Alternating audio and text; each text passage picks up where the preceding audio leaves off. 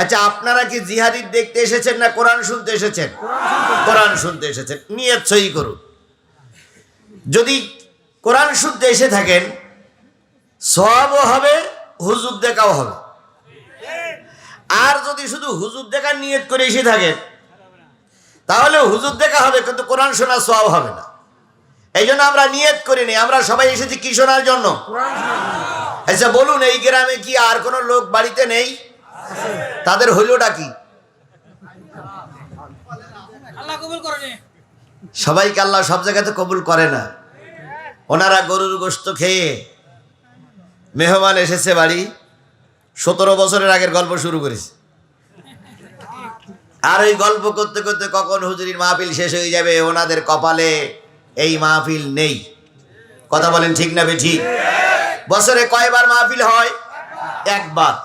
আজকের এই দিন যারা হারিয়েছেন, আল্লাহর কসম, আগামী বছর মাহফিলের আসার আগে যদি আপনার মৃত্যু হয়ে যায়, আল্লাহর কাছে অবশ্যই কৈফিয়ত দিতে হবে।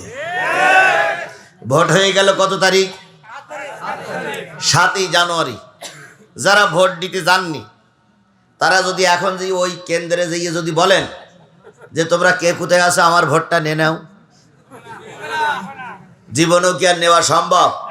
আপনি যদি 10 ঘন্টা পুলিশ নিয়েও যে উপস্থিত হন, তাহলে ওই ভোট কেন্দ্রে আর আপনি ভোট দিতে পারবেন না 5 বছর পরে ছাড়া। ঠিক তদ্রূপ অনেক কষ্ট করে যুবকেরা মেহনত করে পরিশ্রম করে লোকের কাছে কি বলে চেয়ে হাত পেতে এই কোরআনের মাহফিলটা দিল। বাইরের লোকগুলো কোরআনের মাহফিল শুনতে আসলো, আপনার কি হলো যে আপনি বাড়ি শুয়ে আছেন? তাহলে সব জায়গায় আল্লাহ পাক সবাইকে কবুল করে না। কাউকে যাত্রা গানে কবুল করে, কাউকে সিনেমায় কবুল করে, কাউকে পুতুল নাচে কবুল করে, কাউকে পতিতালয়ে কবুল করে, আর কাউকে আল্লাহ মসজিদ মাদ্রাসা কোরআনের মাহফিলে কবুল করে। কথা বলেন ঠিক না ঠিক? তাহলে আপনাকে আমাকে যে হাজারো মানুষের ভিতর থেকে আল্লাহ বাছাই করে এখানে নিয়ে এসেছেন, এই জন্য আপনারা খুশি না বেজার? সবাই মিলে খুশি তো? তাহলে সবাই মিলে বলছি আলহামদুলিল্লাহ। কার শুকরিয়া আদায় করলাম? শুকরিয়া আদায় করলাম আল্লাহর। আল্লাহ খুশি হয়ে গেল। কথা বলেন ঠিক না বেঠিক? এই জন্য জবান দিয়েছেন যে আল্লাহ, সেই আল্লাহর শেখানো জবান দিয়ে আবারও বলছি আলহামদুলিল্লাহ। সর্বকালের সর্বশ্রেষ্ঠ নবী, আমাদের সৈয়দ, আমাদের সর্দার, আমাদের পথ প্রদর্শক, আমাদের ইহকালের বন্ধু, পরকালের কান্ডারি জনাবে মুহাম্মদ রাসূলুল্লাহ সাল্লাল্লাহু আলাইহি সাল্লামের দরবারে লক্ষ কোটি দুরূদ আর সালাম। সকলে মিলে বলছি সাল্লাল্লাহু আলাইহি ওয়াসাল্লাম। আল্লাহ বলতেছেন, কুল ইন কুনতুম তুহিব্বুনাল্লাহা ফাত্তাবিউনি ইউহিব্বুকুমুল্লাহ ওয়া ইয়াগফির লাকুম যুনুবাকুম ওয়াল্লাহু গফুরুর রহিম। কোরআন তেলাওয়াতের পরে যারা আল্লাহু আকবার বলবে, আল্লাহ তাদের জান্নাতে যাওয়ার পথ সহজ করে দিবেন।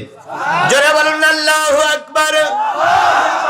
হে নবী, আপনি বলে দিন, ইন কুনতুম তুহিব্বুনাল্লাহ, তোমরা যদি আল্লাহরে ভালোবাসতে চাও, ফাত্তাবিউনি, আমি নবী আমার ইত্তেবা করো, আমার অনুসরণ করো, অনুকরণ করো, আমার সুন্নতের পাবন্দি করো, সুন্নতগুলো মেনে নাও।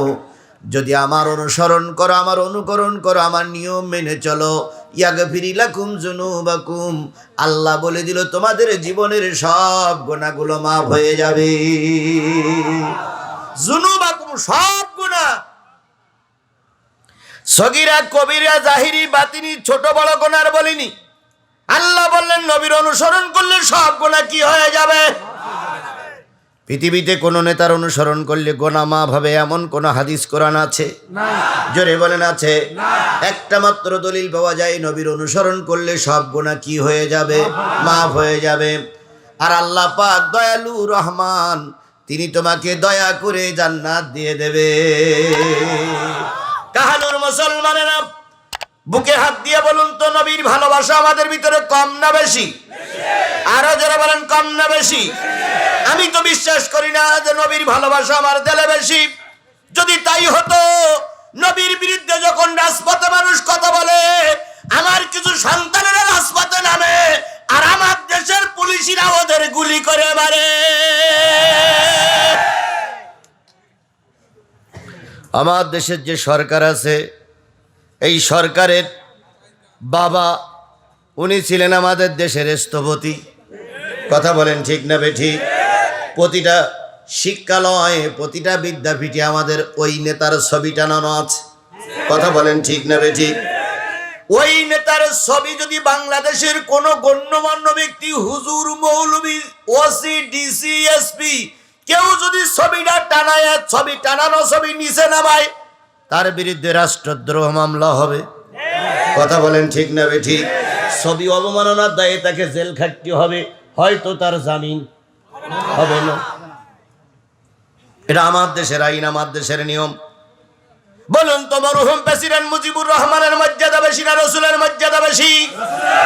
কল্পনাই করা যাবে না। কথা বলেন ঠিক না বেঠিক? কোথায় আব্বাস আর কোথায় গাবগাস? কোথায় দমকল আর কোথায় বদনার নল? কোথায় শেখ সাদিয়া আর কোথায় ছাগলের নদী? মিয়া, কার সঙ্গে কার তুলনা করো?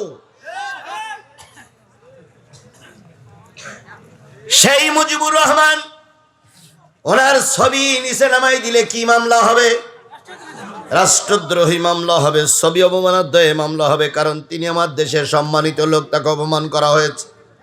এই জন্য আপনার বিরুদ্ধে, আমার বিরুদ্ধে মামলা হবে। কথা বলেন ঠিক না বেঠিক?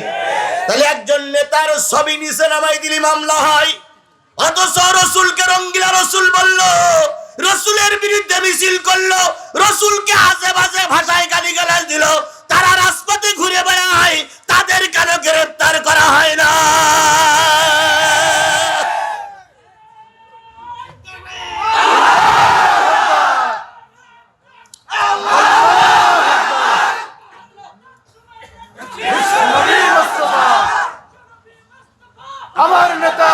কত ধর্ষক, কত জেনাকার, কত ব্যভিচার, কত ব্যভিচারিণী, কত নষ্টা পুরুষ, কত নষ্টি মহিলা রাজপথে ঘুরে বেড়ায়। আর কোরআন কথা বলার কারণে অনেক আলেমেরা জেলখানায় ধুকে ধুকে মরে। নবীর উত্তরসূরিরা জেল খেটে মরে, আর শয়তানের উত্তরসূরিরা বগল দাওড়ায় বেড়ায়। একই মামলায় একজন ধর্ষণ করে ভিতরে গেল, আর একজন কোরআন বলে ভিতরে গেল। ধর্ষণকারী জামিনে বেরিয়ে আসলো, কোরআনওয়ালাদের জামিন হয় না। কথা বলেন ঠিক না ঠিক? তাহলে আপনারা যে বললেন নবীর আমরা জীবনের চাইতে ভালোবাসি, জীবনের চাইতে ভালোবাসতেই হবে। কারণ আল্লাহ রসুল বলেছেন, লা ইউমিনু আহাদুকুম হাত্তা আকুনা আহাব্বা ইলাইহি মিন ওয়ালিদিহি ওয়া ওয়ালাদিহি ওয়ান নাসি আজমাইন। ততক্ষণ পর্যন্ত কেউ মুমিন হতে পারবা না যতক্ষণ পিতা, মাতা, ভাই, বোন, আত্মীয় স্বজন, পাড়া প্রতিবেশী, ছেলে, মেয়ে, বউ, বাচ্চা সকলের চাইতে নবীর ভালোবাসা দিলে বেশি না হবে, ততক্ষণ মুমিন হওয়া যাবে না। অথচ দুঃখ লাগে, কষ্ট লাগে, খুব কষ্ট লাগে। নবীকে নিয়ে যখন আজে বাজে কথা বলা হয়, আমার দেশের সরকার বাহাদুর মুসলমান, আমার দেশের ওসি সাহেবেরা মুসলমান, আমার দেশের ডিসিএসপিরা মুসলমান, অথচ দুঃখ লাগে নবীর বিরুদ্ধে কথা বলে তারা বুক ফুলিয়ে ঘুরিয়ে বেড়ায়। আর আমাদের দেশের অনেক আলেমেরা বছরের পর বছর জেল খেটে মরতেছে। এই জন্য যদিও আমরা বলি নবীর আমরা বেশি ভালোবাসি, কিন্তু না মুখের কথা, অন্তরের কথা নয়। কথা বলেন ঠিক না বেঠিক? তবে আপনাদের তুলনা আরো আলাদা। আপনারা নির্ভীক প্রেমিক। আমি কাহালুর মুসলমানদের চিনি, দুবসাসিয়ার মুসলমানদের চিনি, বগুড়ার মুসলমানদের চিনি। এরা জীবন দিতে জানে, রাজপথে শহীদ হতে জানে, এরা বুকের জামা খুলে দিয়ে গুলির মুখে দাঁড়াতে পারে, কিন্তু ইসলামের শত্রুর কাছে এরা মাথা নত করতে জানে না।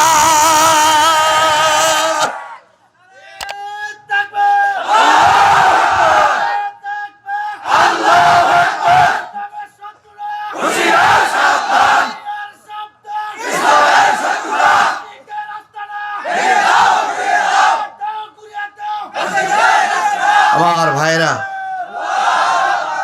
ভালোবাসা শুধু মিছিলি দেখালে হবে না, অন্তরও ধারণ করতে হবে। কথা বলেন ঠিক না বেঠিক? প্রয়োজনে আমরা জেলে আমরা মৃত্যুর আগ পর্যন্ত জেল খাটতে জানি। প্রয়োজনে আমার বাবার লাশ আমি কবরে নিয়ে যেতে জানি। প্রয়োজনে আমার সন্তানের লাশ আমরা কবরে নিয়ে যেতে জানি।